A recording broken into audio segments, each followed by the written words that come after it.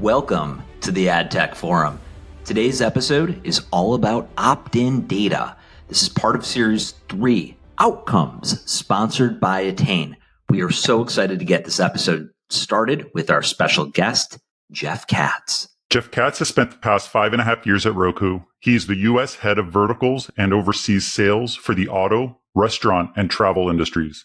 Based in Chicago, he and his team are responsible for growing partnerships with Fortune 500 brands and advertisers.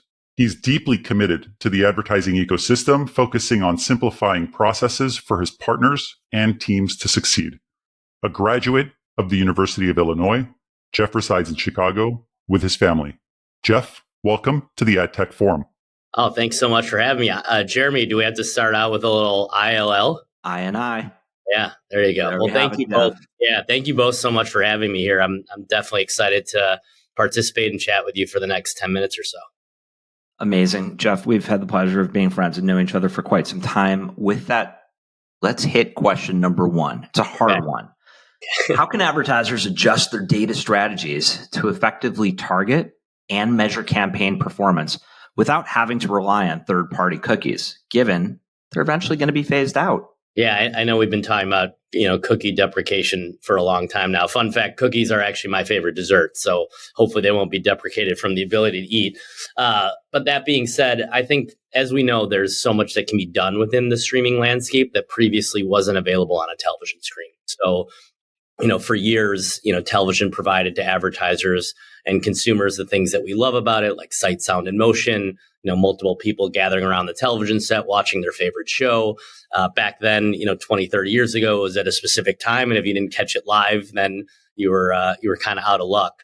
And so I think what's so interesting about this migration to streaming and what we get proposed by marketers a lot is how can we put to use the data that we have about our customers? So in my specific vertical is working on auto, travel, and restaurants. The propensity of first-party data is obviously really high. I think a lot of us have the McDonald's app, for example, or Starbucks app.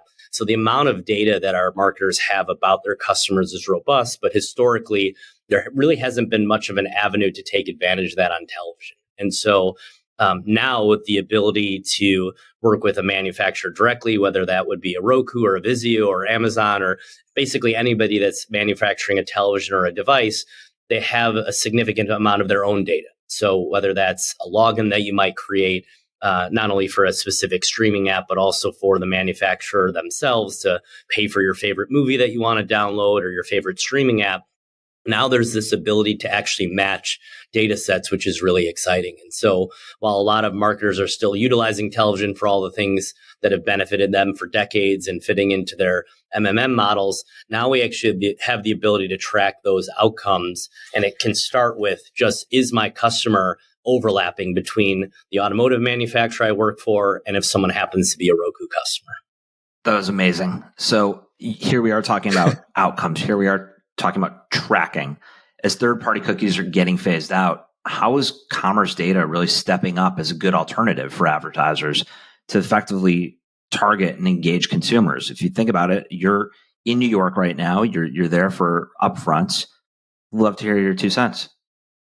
Yeah, absolutely. And I think it's going to be talked a lot about this week as the most, sort of like the legacy brands that have produced some of the most amazing content and still continue to do so across NBC Universal and Walt Disney World. Like, they're more focused on their streaming app and more focused on their customers and their audiences than they ever have been before, because they're being challenged by marketers to do so.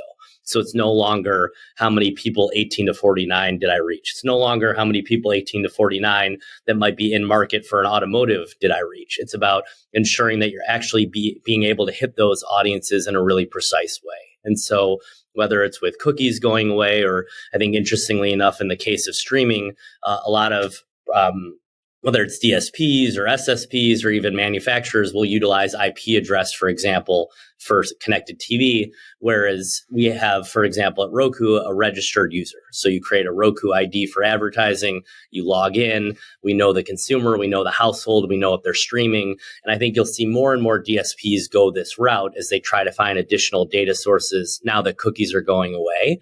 And I think it will make for a better ad experience. I know that a lot of folks don't like ads. I think my parents think it's hilarious I sell ads because when I would be home watching NFL games, I would get frustrated if my secondary channel was also on commercial at the same time.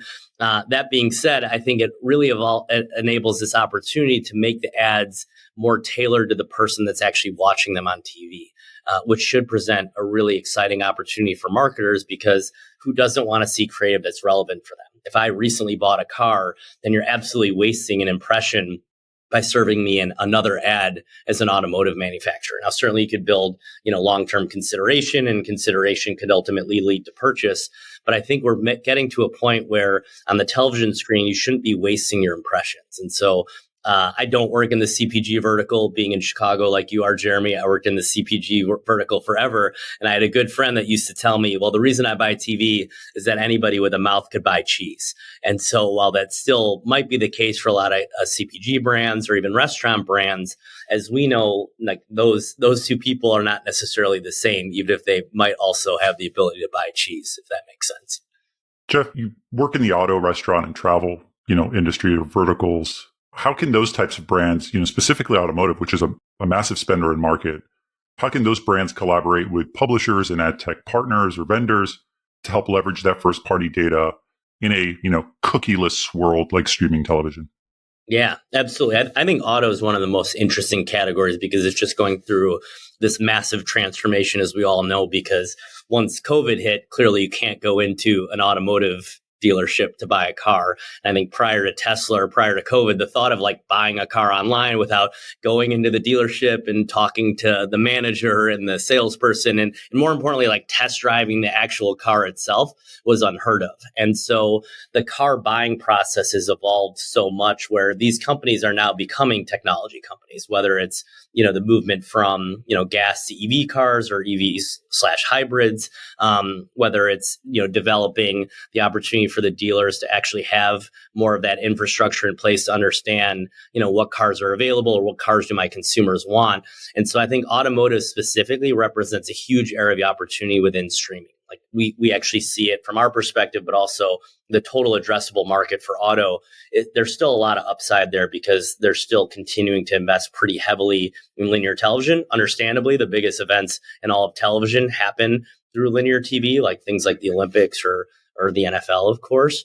And so for automotive dealerships specifically, or automotive manufacturers, I should say, that ability to be really precise with, okay, Jeremy or ATG, I saw this ad on linear television, or I went into a specific website to start, looking at the different features of the automotive that I might want to buy. Now you can actually even start that on a television screen. So we're not the only ones to do this, but we have things like interactive overlays where you can click OK to get a dealership near you. We released a really fun, innovative product that also Amazon's doing called a virtual showroom, where starting with the television screen, you could actually click OK to start doing the same type of car exploration you would on your mobile device or laptop. So you can start, playing around with the exterior, playing around with the trim.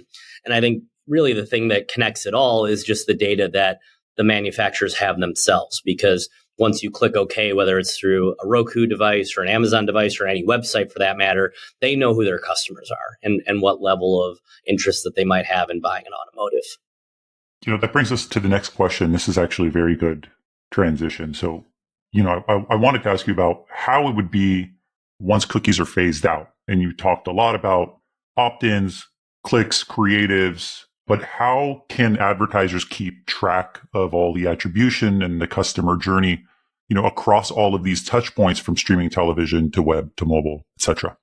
Yeah, no, absolutely. And it's something that we're constantly talking about with marketers. And I think Facebook forever got, it's funny when I was working at Snap in the insurance vertical, it's like Facebook got credit for every insurance quote. You're like, well, like anything in advertising, and you guys are a great example. I came on this video because I look at all your stuff, of course, not just one thing. But jokes aside, I think, that last click attribution can be really tough to measure. And I think especially in the television space, whether it's through Video Amp or iSpot, We work with Experian and Axiom, or companies like Attain is a super interesting one because like in the restaurant space, for example, like they have credit card transaction data. So if we have the ability to say that that person that was exposed to an ad is now going in and transacting in a restaurant is super powerful. And there's so many options out there in terms of measurement vendors, in terms of like how they're collecting the data and how they're looking at platforms, Roku or otherwise. In our case, we will pass back exposure files either to advertisers directly for them to measure conversions, or it could be through a third-party measurement provider.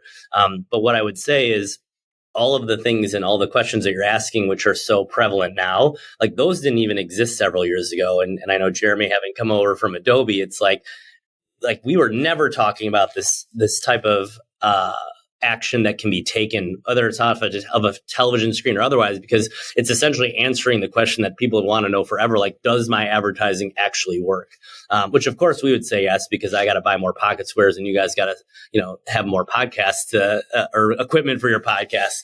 But all kidding aside, I think this next phase that we're entering in for ad measurement is super compelling, because now we can finally figure out, like, did that work? And then more importantly, if it didn't work, then how do I modify my approach? Or if it did work, how do I take that approach and make it scalable to other opportunities? Jeff, when you think about where you're sitting in the ecosystem and when you're talking to the different advertisers that you're partnering with day to day, what are the different challenges that they run into when they're using commerce data? And how do you help them tackle these challenges? Yeah, for sure. So we have at Roku specifically, like we have several commerce relationships, whether that's with Walmart, Instacart, DoorDash, which has been a really enjoyable one. Now we work with Cox Automotive Group. And so Cox being a really good example where it's, does my television exposure lead to down funnel impact, whether that's visiting a Cox Automotive site, and Cox has Kelley Blue Book and they have Auto Trader, and they're the dominant player in that space. And frankly, I'm relatively new to the auto vertical. We hired an expert, thankfully, who had to even teach me how dealers buy cars from the manufacturers, which may show my naivete. But I think it's recognizing as the advertiser, I think where we've had a bit of challenges, they'll say like, okay, that's great that you work with Kroger, but my products are also sold through Amazon.